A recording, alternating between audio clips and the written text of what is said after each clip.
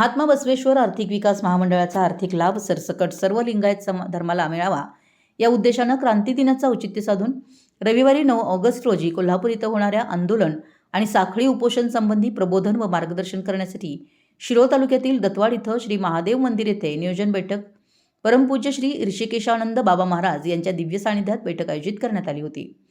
सुरुवातीला महात्मा बसवेश्वर यांची प्रार्थना करण्यात आली।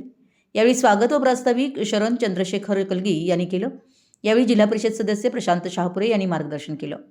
यावेळी शरण राजू पिंपळे, शरण अण्णा कागले, शरण सुधीर शहापुरे यांच्यासह ॲडव्होकेट सुरेश पाटील, युवा नेते उदय पाटील, सुरेश बाळगोणावर, देवराज पाटील, ज्येष्ठ नेते रावसाहेब पाटील, पोलीस पाटील, संजय पाटील, राजू पाटील, प्रभाकर पाटील, प्रमोद पाटील तसेच दत्तवाडमधील सर्व समाज बांधव मोठ्या संख्येने उपस्थित होते। परमपूज्य श्री ऋषिकेशानंद बाबा महाराज यांचा आशीर्वचन आणि मंगल आरतीनं सांगता झाली। मराठी यस न्यूजसाठी दत्तवाडहून जहांगीर रणमली।